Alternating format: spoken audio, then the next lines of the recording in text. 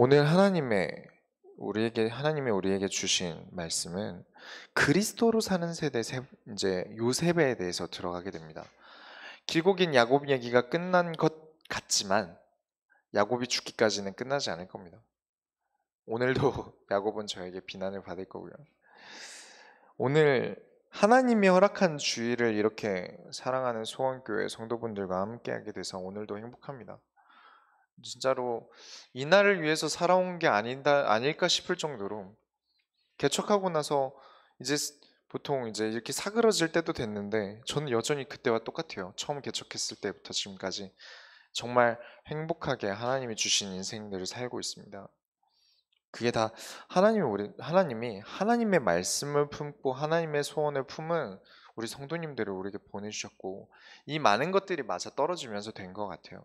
그래서 오늘도 너무 감사하고 또 영상으로 하나님의 말씀을 듣고 계신 분들에게도 모든 흩어져 계신 우리 소원교회 성도님들도 그리스도로 살아가야 한다는 것이 얼마나 중요한지 깨닫고 한 주간 감사가 넘치는 시간 되시기 바랍니다.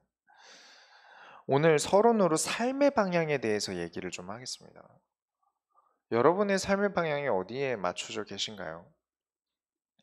이게 아는 이제 굉장히 오랫동안 알고 지낸 형님이 부평에 전도사로 부임을 했어요.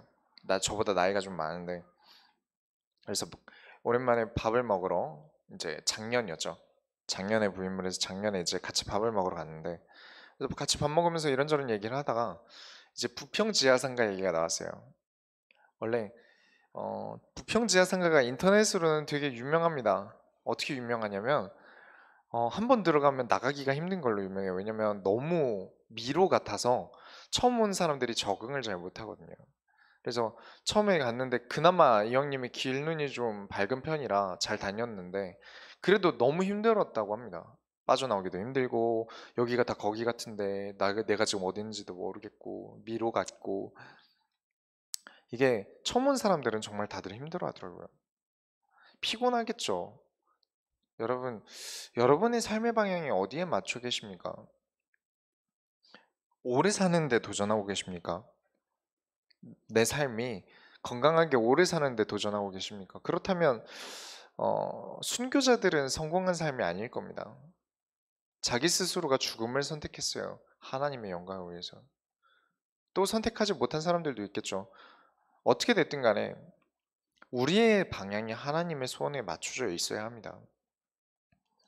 우리의 인생의 전부를 하나님의 소원을 향해서 두고 있습니다. 그렇기 때문에 삶의 방향이 되는 겁니다. 그 방향을 잃어버리게 되면 아까 지하상가 말씀드린 대로 계속해서 힘들어지는 겁니다. 방황을 하기 때문에 그렇죠.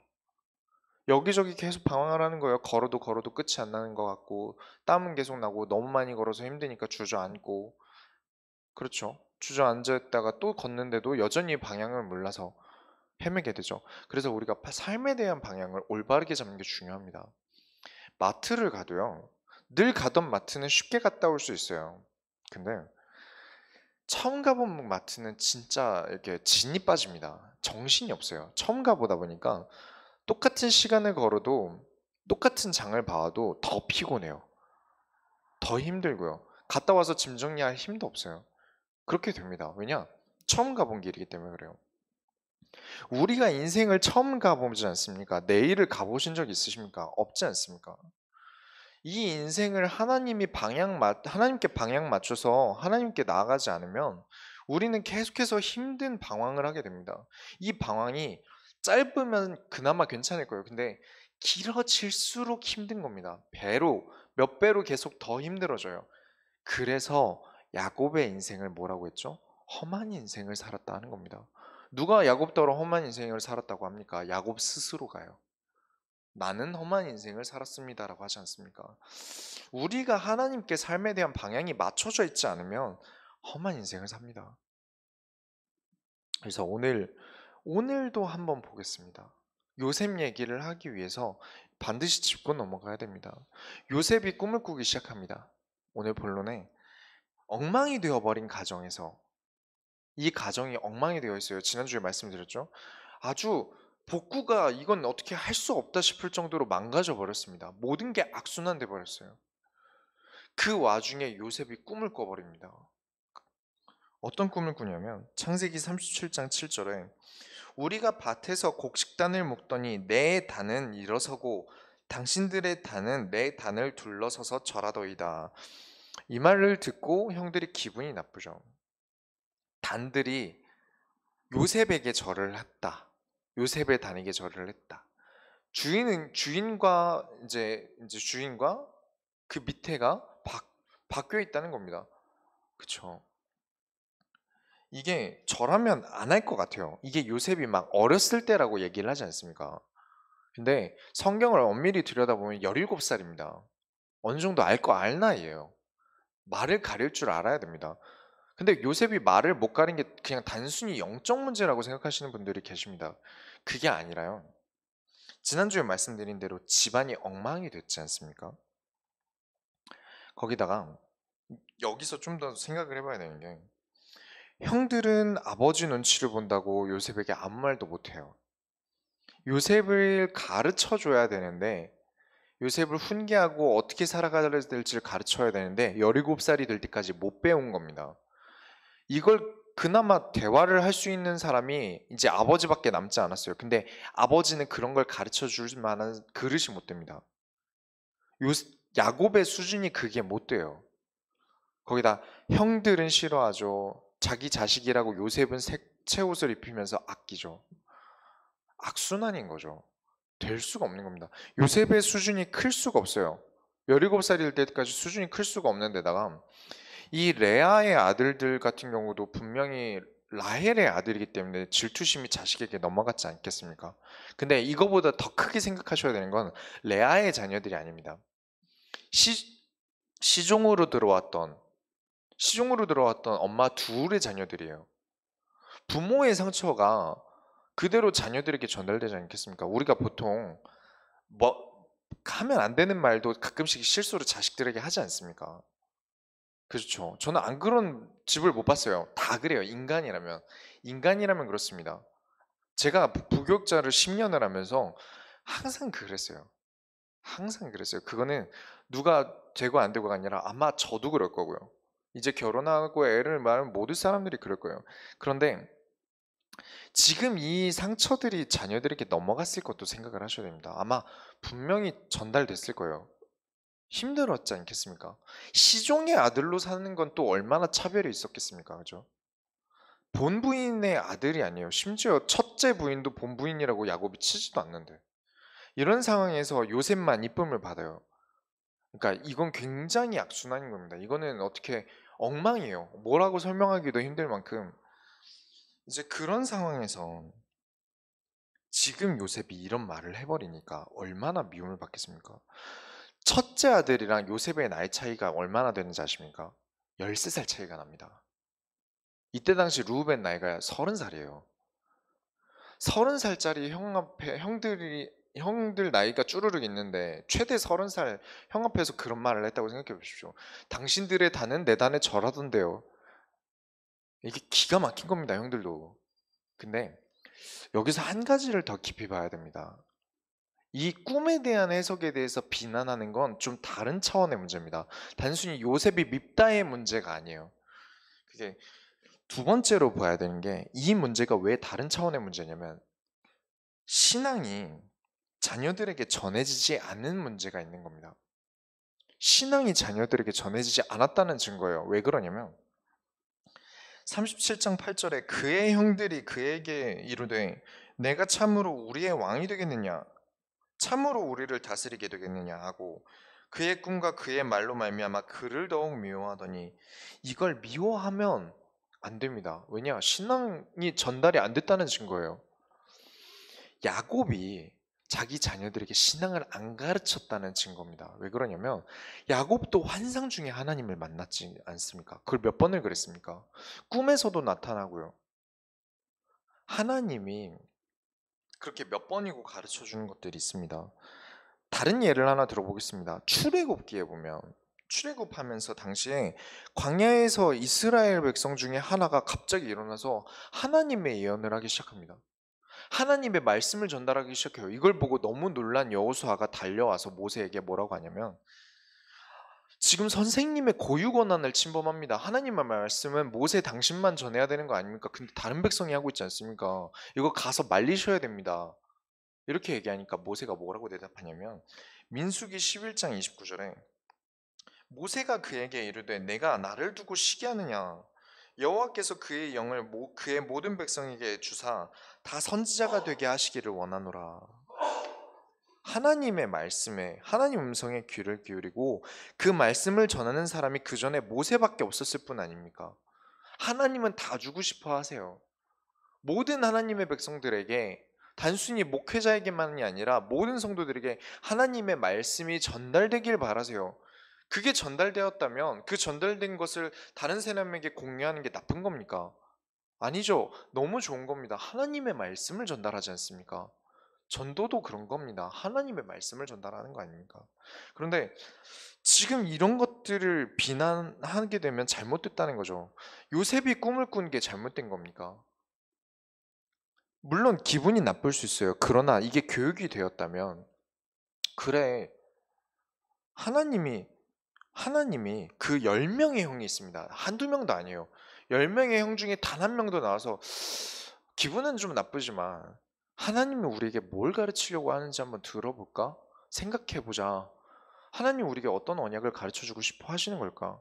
아니면 지금 하나님이 어떤 언약을 혹시 우리가 뭘 잘못하고 있다면 하나님 뭔가를 돌이키시기 위해서 뭔가를 가르쳐주고 계신 게 아닐까라는 고민을 했어야 되는 게 정상입니다. 야곱이 지금까지 자기가 하나님 앞에 배워왔던 것들이 있다면요. 근데 10명 중에 단 한 명도 그런 말을 하는 사람이 없습니다.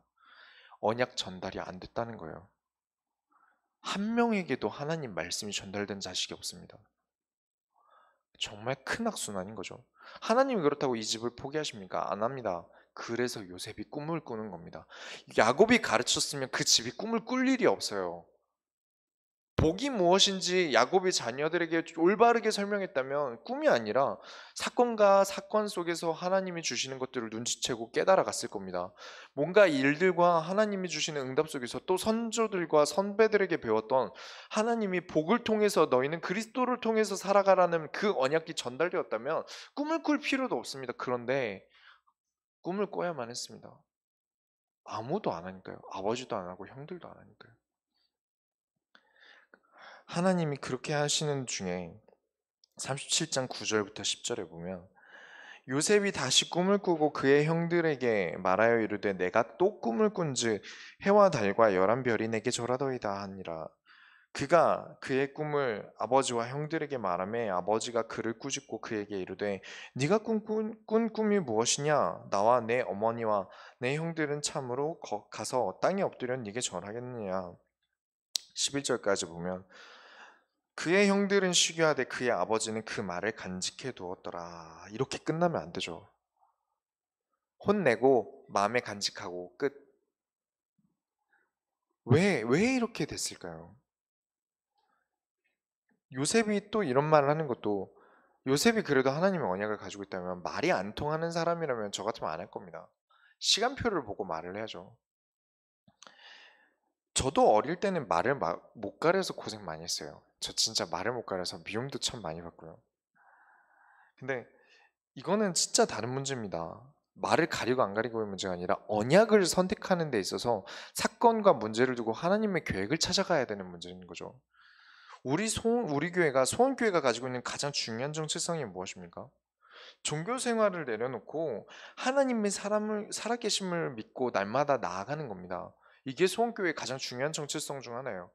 하나님이 살아계시기 때문에 지금도 하나님의 살아계심을 두고 인도받아야 됩니다. 그런데 지금 그걸 안 한단 말이에요. 이 가정에 한 명도 가족이 도대체 몇 명입니까?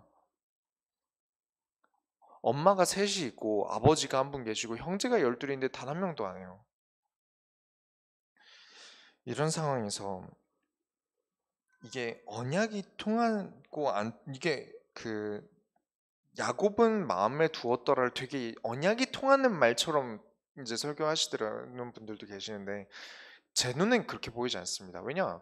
요셉이 죽었을 때 요셉이 죽은 걸 믿은 게 누굽니까? 야곱이죠.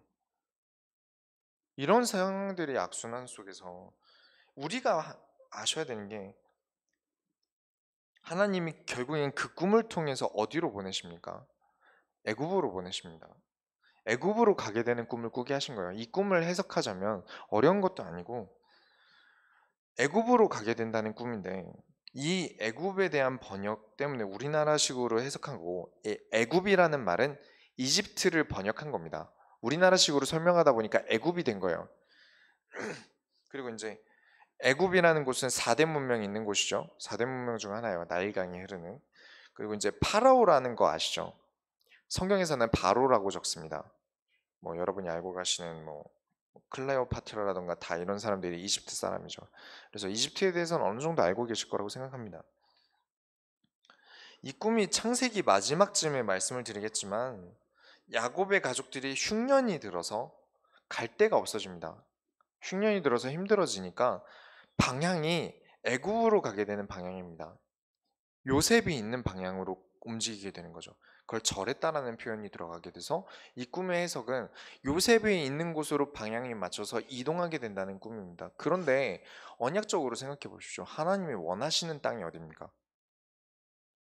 가나안이죠. 지금 야곱이 살고 있는 지역입니다. 근데 왜 애굽으로 옮기셔야 합니까? 수준이 안 돼서요. 이 수준으로는 도무지 가나안 땅을 정복할 수 있는 수준이 아니라서 애굽으로 보내시는 겁니다. 그런 과정들 중에 하나로 있는 거예요. 야곱의 가정에 이런 문제가 없었다면 애굽에 갈 이유가 없는데, 지금 이렇게 둬서는 안 되기 때문에 하나님이 강행을 하시는 겁니다.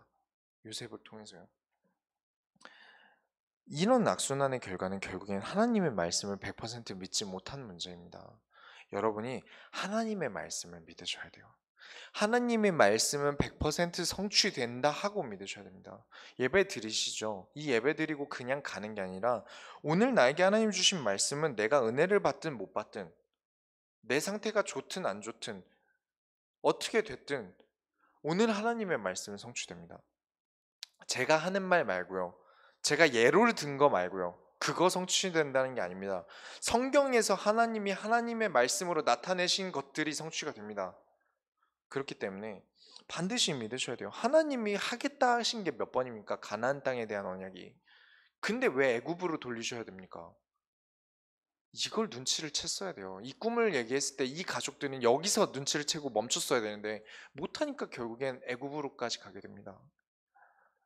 그래서 우리가 하나님의 말씀을 100% 믿으세요. 하나님의 말씀을 100% 성취시키는데 하나님은 브레이크에 걸리지 않습니다. 반드시 이루세요. 그러니까 힘들게 내가 하나님과 반대로 가려고 해봤자 어차피 끌려갈 건데 나만 고생합니다. 그래서 우리는 하나님의 말씀을 따라 살아가시기 바랍니다. 우리가 두 번째로 봐야 되는 것은 상처가 상처를 또 낳기 시작한다는 겁니다. 상처가 없으라는 말이 아닙니다. 없을 수가 없어요. 나는 복음이니까 상처받지 말아야 돼, 이러면서 세뇌를 시키라는 게 아닙니다. 문제는 이 상처를 들고 하나님 앞에 서느냐 마느냐입니다. 하나님과 상관없이 생기는 상처들은 또 상처를 낳아요. 이 부분들을 기억하시면서 야곱이 얼마나 어리석은 행동을 하시는지 보십시오. 37장 13절부터 14절에 보면, 읽진 않겠습니다. 야곱이 자기 자식들을 의심합니다. 믿지 못하기 때문이에요. 그래서 양떼를 치러 요셉의 형들이 양떼를 치러 갔을 때, 10명의 형들이 갔을 때 요셉을 보냅니다. 가서 보고 오라고 합니다. 야곱은 내 소유라는 게 되게 중요한가 봐요. 형들을 믿지 못해서 감시 역할로 요셉을 보냅니다. 안 그래도 미움받고 있는데, 이 집안에서 미움받아서 어떻게 될지 모르는데 자기는 채색 옷 입히는 가장 이뻐한다는 아들을 혼자 보냅니까? 그것도 그렇지만 형들을 의심한다는 것도 문제가 됩니다. 그만큼 큰아들을 믿지 못하는 거죠. 큰아들이 가장 역할을 해서 거기서 아버지 노릇을 하지 않습니까? 근데 믿지 못하는 게, 지난주에 얘기했지만 야곱의 부인 중에 하나인 빌하와 첫째 아들인 르우벤이 동침을 합니다. 자기 아내를 뺏은 놈이라 이거죠. 내 아내도 뺏은 아들이 내 양들이라고 뺏을 일 없어. 의심하기 시작합니다. 그래서 요셉을 감시역으로 보냅니다. 근데 이전엔 못 봤는데 이번에 설교 준비하면서 처음 깨달은 게 있어요. 제가 이런 말 잘 안 하는데 이번에는 되게 놀랐던 게 뭐였냐면, 제가 이제 부교육자 마지막으로 있던 곳이 사임하고 경영학 같은 거나 사업 같은 것을 이제 좀 공부를 하지 않았습니까? 그래서 보인 게 뭐였냐면 형들의 소유물이 사실은 더 많아요. 왜 그러냐면 디나를 구출하기 위해서 형들 둘이 가서 디나를 구해오지 않습니까? 형들 둘이 가서 디나를 구해오는데 이 야곱이 두려워서 떨면서 디나를 그냥 보내려고 했던 이유가 뭡니까? 그들은 큰 민족이고 큰 자산들이 있고 나는 작은 자라서 아닙니까? 근데 가서 남자들을 다 죽이고 거기 있는 모든 재산들을 형들이 갈취옵니다. 그럼 이제 누가 더 소유를 많이 벌어온 겁니까? 야곱이 더 가져온 소유가 많은 게 아닙니다. 형들의 소유가 더 많습니다. 근데 이 가족은 내 거니까 내 소유야라고 생각하는 거죠. 양들이나 가축들에 대한 소유가 야곱께 더 많은 게 아닙니다. 라반의 집에서 벌어온 것보다 형들이 세겜 땅 족속들에게서 뺏어온 양이 더 많은 거예요. 자산들이 사실상 형들께 더 많은 겁니다. 요셉의 형들께. 이렇게 되니까 얼마나 야곱의 아들들이 야곱을 어떻게 보겠습니까? 자산도 형들이 벌어온 게 더 많고 야곱의 아들들이 벌어온 게 더 많고 아버지는 자식들을 버렸고 어머니는 천대하고 이런 과정 중에 있는 거죠. 근데 아버지를 죽이는 페르나는 되게 싫은데 요셉이 저기서 걸어오니까 이런 상처들 때문에 하나님의 계획에 대해서 정면으로 도전합니다. 무엇이죠? 18절부터 20절을 보겠습니다. 37장 18절부터 20절을 다 같이 읽겠습니다. 37장 18절부터 20절 다 같이 읽겠습니다. 요셉이 그들에게 가까이 오기 전에 그들이 요셉을 멀리서 보고 죽이기를 꾀하여 서로 이르되 꿈꾸는 자가 오는도다. 자, 그를 죽여 한 구덩이에 던지고 우리가 말하기를 악한 짐승이 그를 잡아먹었다 하자. 그의 꿈이 어떻게 되는지를 우리가 볼 것이니라 하는지라. 이 그의 꿈이 어떻게 되는지를 우리가 볼 것이니라. 하나님의 계획에 정면으로 도전합니다. 모르고 그랬겠죠. 애초에 언약도 없으니까요. 그런데 알든 했든 모르고 했든 이것은 하나님의 계획에 대해 정면으로 도전합니다. 네 꿈대로 되나 보자. 요셉이 꿈을 이룹니까? 아닙니다.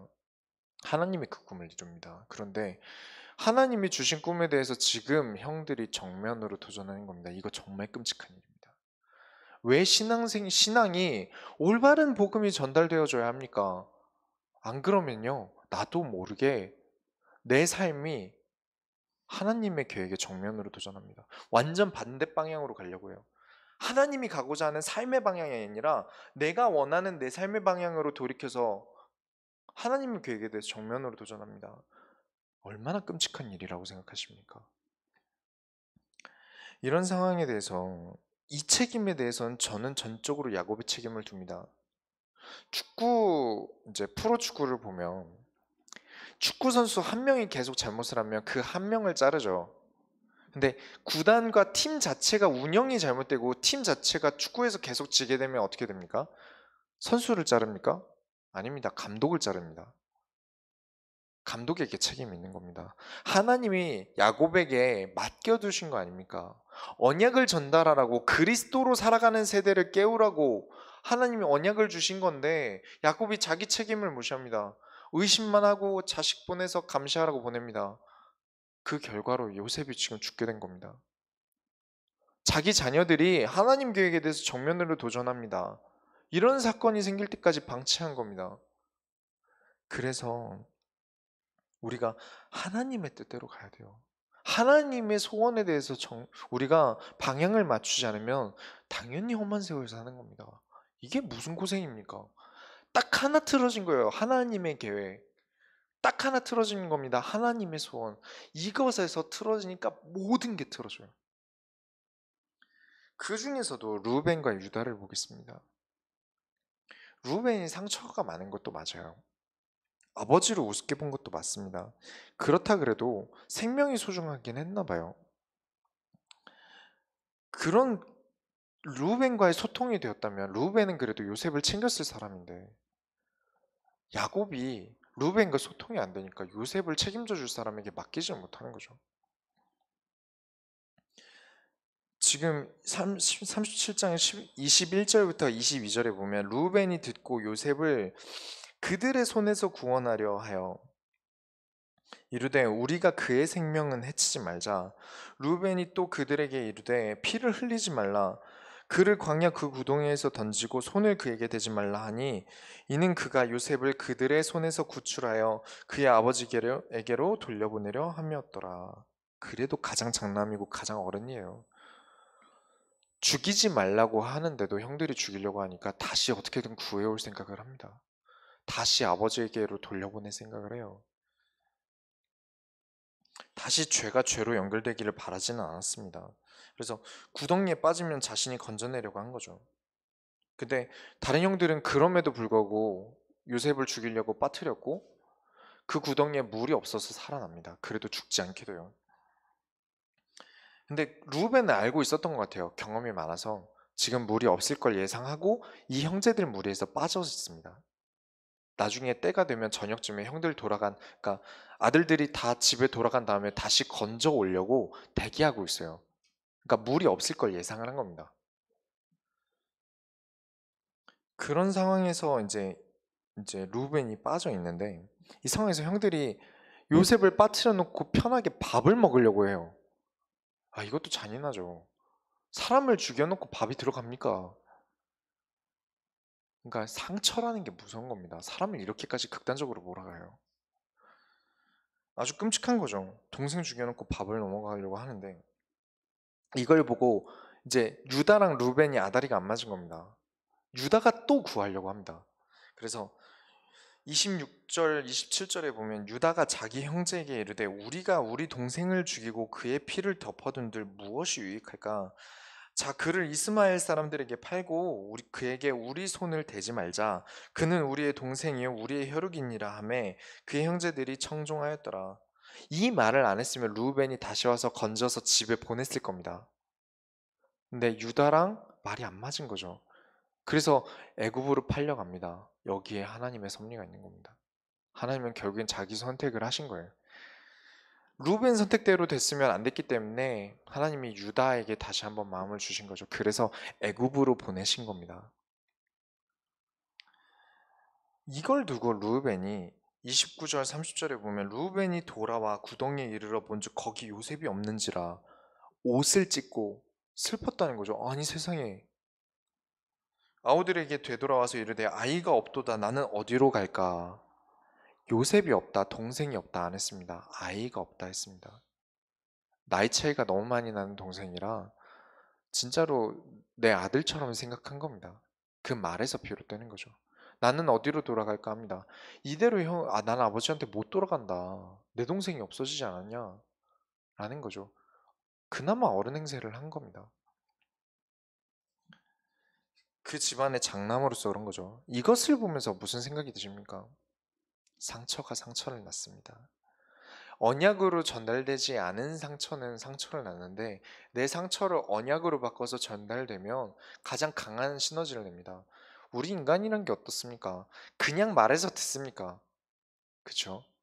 그만큼 여러 가지 예를 들어야 돼요. 오늘 성경에 나오는 이런 끔찍한 예들을 왜 듭니까? 하나님이 성경에 왜 넣었습니까? 인간은 그래야 말을 들어요. 애초에 창세기 3장 때부터 먹으면 너는 죽는다 쉽게 얘기했어요. 그래도 먹습니다. 이 선악과를 먹으면 너는 정령 죽으리라 했는데 먹습니다. 얼마나 많은 예를 들어줘야 됩니까? 그게 인간입니다. 그래서 여러분 생각하십시오. 우리가 하나님의 말씀은 반드시 성취되고 언약은 반드시 성취되기 때문에 그 언약에 도전하셔야 됩니다. 단순히 나를 위해서, 내가 돈을 많이 벌기 위해서, 내가 잘 살기 위해서 그래서 말씀을 선택한다, 그 정도 수준이 아닙니다. 내 인생의 모든 게 깔려 있는 겁니다. 거기에 내 인생의 모든 것들이 끼어 있는 겁니다. 어느 한 부분도 거기에 놓쳐져 있는 게 없습니다.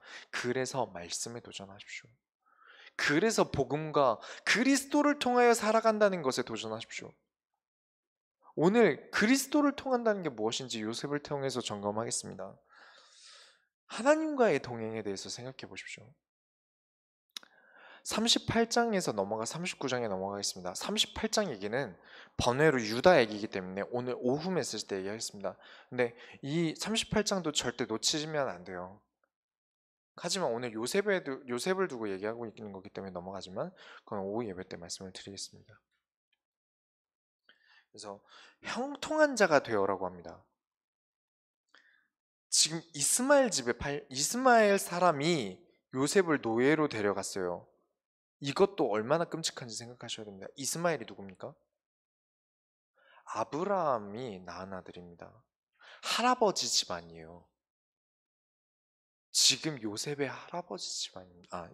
야곱의 할아버지 집안입니다. 거기도 본인의 집안에 대한 영적 문제와 관리 소홀 때문에 생긴 가문입니다. 그 사람이 자기 친척 아닙니까? 요셉은 친척입니다. 그런데 이 친척을 노예로 판다니까 그래 이러고 데리고 가서 팝니다. 불신앙이라는 거 엄청 끔찍한 겁니다. 그렇게 팔려갑니다. 그런데 39장 2절에 여호와께서 요셉과 함께 하심으로 그가 형통한 자가 되어 그의 주인 애굽 사람의 집에 있으니 형통한 사람이 되고 싶으십니까? 노예로 가도 형통하면 노예로 가도 형통한데 내 직장과 내 사회에서 형통하면 얼마나 좋겠습니까? 더 좋겠죠. 내가 사장으로서 회장으로서 또 혹은 내 집안에서 내가 형통한 자가 된다면 얼마나 좋겠습니까? 그 조건이 무엇입니까? 내가 형통한 자가 되는 조건은 하나님이 나와 함께 하는 겁니다. 하나님과 날마다 동행하시기 바랍니다. 이론적으로 하나님 만들어 놓고 믿지 마십시오. 하나님은 이럴 거야, 하나님은 이러실 거야가 아니라 오늘 하나님이 나에게 무엇을 원하는지 질문하면서 찾아가십시오. 하나님 살아계십니다. 만들어져 있고 성경에서 기록돼서 끝난 분이 아니라 이 성경을 오늘도 성취시키는 하나님입니다. 살아계시니까요. 그래서 이렇게 소통을 하는데 지금 팔려간 나이가 17살입니다. 그리고 요셉은 가정교육을 제대로 받지 못했어요. 그런데 이 애굽으로 팔려간 곳이 어디냐면 왕의 친위대장입니다. 보디발이라는 사람은 왕의 친위대장입니다. 그렇다면 말 잘못하면 바로 죽습니다. 정치적으로도 문제가 되는 말 잘못하면 그냥 죽는 겁니다. 내가 말 한마디 잘못하면 죽는 거예요. 노예는 짐승과 똑같은 취급을 받는데 거기다가 굉장히 엘리트 집안에 들어갔기 때문에 정말 실수하면 바로 죽는 겁니다. 얼마나 눈치를 많이 봐야 됩니까? 왜 그렇게 하셨을까요? 집안이 완전 극단적으로 바뀌었는데 하나는 내가 눈치 안 보고 아무 말이나 해도 되는 집이었고 하나는 눈치를 많이 봐야 되는 집입니다. 단순히 노예로 팔려갔다는 문제가 아니라 수준을 올리고 있는 겁니다. 그 집에서는 교육이 안 돼요. 그래서 따로 교육을 시키고 계신 겁니다. 그러면서 수준이 올라가면서 하나님과는 소통이 되죠. 수준은 올라가죠. 이게 점점 커지니까 어떻게 됩니까? 이 상황에서 39장 3절에 그의 주인이 여호와께서 그와 함께 하심을 보며 또 여호와께서 그와 범사에 형통하게 하심을 보았더라. 내가 형들이랑 있을 때는 내가 말 실수하면 죽는다라는 걸 이제 알았어요. 내가 말 때문에 죽을 뻔했다는 걸 알죠. 그래서 이 집에 와서는 말 실수를 최대한 줄이겠죠. 왜냐? 이미 말 실수를 많이 했다면 벌써 죽었을 거예요. 상황이 그렇지 않습니까? 그런데 이 상황에서 주인이 알 정도라면 얼마나 인도를 받았겠습니까? 이 그릇이 커져서 내가 어쩌다 요셉이랑 얘기만 해도 얘는 진짜 하나님이랑 함께 하는구나. 하나님이라는 신이 애굽이랑 전혀 관련 없는 신 아닙니까? 그런데 그 신이 진짜 이 녀석과는 함께 하는구나. 이게 보이게 되는 거죠. 여호와께서 그와 함께 하심을 보며 이게 여러분이 이 세상에서 형통할 수 있는 방법입니다. 아까 말씀드렸죠. 그리스도와 살아간다는 게 단순히 내가 어떤 한 부분이 잘 되는 문제가 아닙니다. 내 인생 모든 데 깔려 있는 겁니다. 그 증거가 이겁니다. 내 있는 모든 사람들이 알 정도로 형통하시기 바랍니다. 그래서 지금 이 일들이 형들과 아버지들이 못했던 일을 하고 있는 겁니다. 내가 그 집에서 절대 배울 수 없는 것들을 노예가 되고 나서야 하나님이 함께하고 하나님이 역사하는 것들을 내가 거기서 배우게 되는 거죠. 애굽에서 보디발의 집에서 하나님 말을 잘 들었다면 이럴 일이 없습니다. 야곱이 하나님 말씀을 잘 들었다면, 교육을 잘 시켰다면, 복으로 살아가면서 하나님 눈치 보면서, 사람 눈치 보면서 하나님 계획이 무엇인지를 찾아갔다면 이럴 일까지 안 왔을 거예요. 그렇기 때문에 우리가 그 일을 못한 만큼 요셉을 통해서 하나님은 하나님 말씀을, 하나님이 선택한 이 민족을 두고 크고 번성하는 민족을, 복을 통해서 그리스도를 통해서 생육하고 번성하는 민족을 시작하시는 겁니다. 그래서 우리는 날마다 그리스도로 인도받고 그리스도를 형통하는 삶을 살아야 되는데, 그렇기 때문에 그리스도를 통하여 살아가야 된다는 사실을 보셔야 됩니다. 인간은 영적으로 눈이 어둡습니다. 인정하셔야 됩니다. 영적으로 눈이 어두운 존재예요. 저는 안경을 안 끼면 운전을 못합니다. 자신이 없어요. 그래서 안 끼고 해본 적이 없어요. 그만큼 위험이 늘어나겠죠. 잘 안 보이니까. 사고가 날 확률이 높아질 겁니다. 그래서 우리가 세상을 살아간다는 게, 그리스도 없이 살아간다는 게 딱 이 느낌입니다. 위험 요소가 너무 많아요. 그리스도를 통하지 않으면, 아까 말씀드렸죠?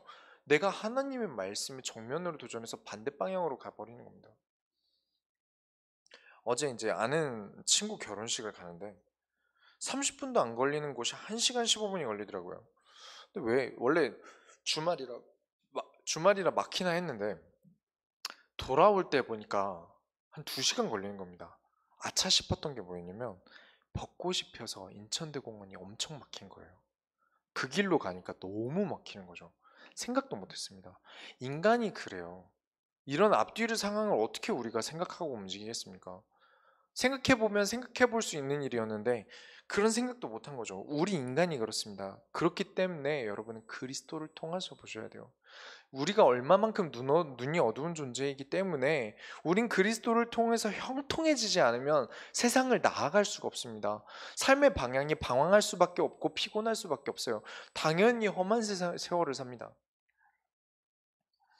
39장 5절에 보면, 그가 요셉에게 자기의 집과 그의 모든 소유물을 주관하게 한 때부터 여호와께서 요셉을 위하여 그 애굽 사람의 집에 복을 내리심으로 여호와의 복이 그의 집과 밭에 있는 모든 소유에 미친지라. 우리는 그리스도를 통해서 봐야 합니다. 우리가 복을 말할 때 무엇을 봅니까? 복은 그리스도를 얘기할 때 씁니다. 그리스도가 통하니까 그 밭이 복을 받습니다. 왜냐? 그리스도를 통하는 건 내 인생 모든 데 깔려 있는 거기 때문에.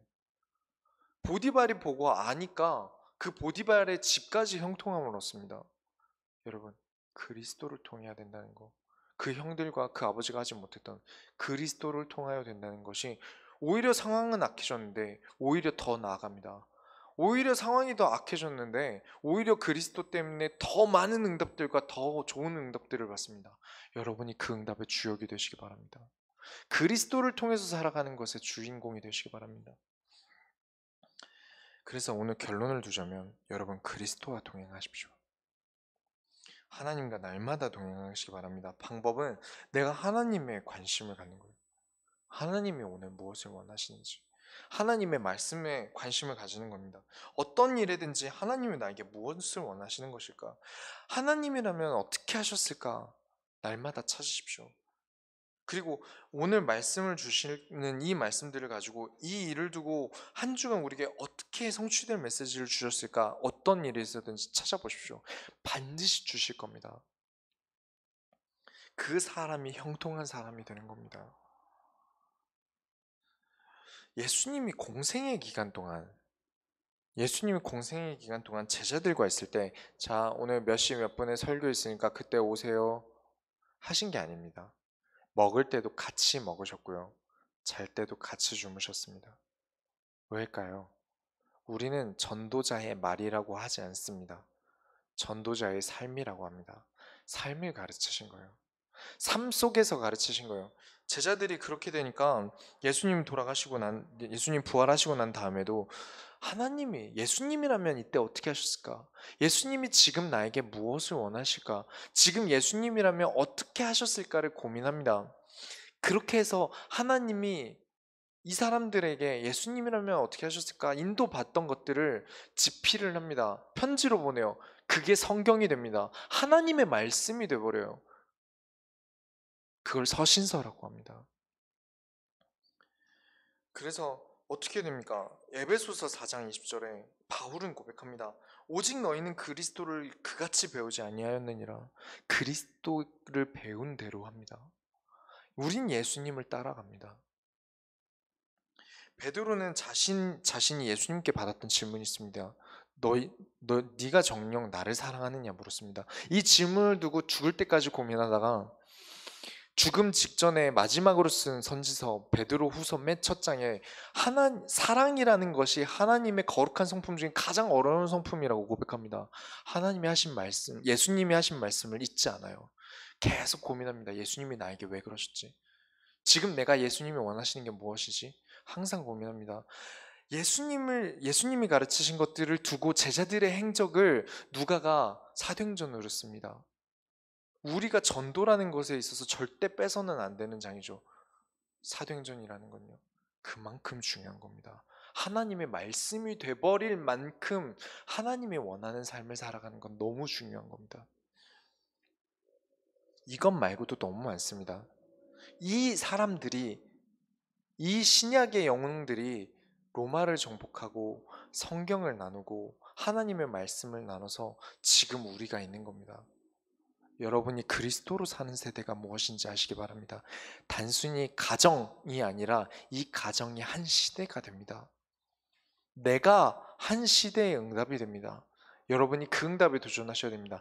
우리 소원교회는 하나님의 소원에 도전하는 교회입니다. 그렇다면 내가 하나님의 소원에 맞춰서 한 시대를 향해서 그리스도를 통해 살아가는 세대를 향해서 도전하시기 바랍니다.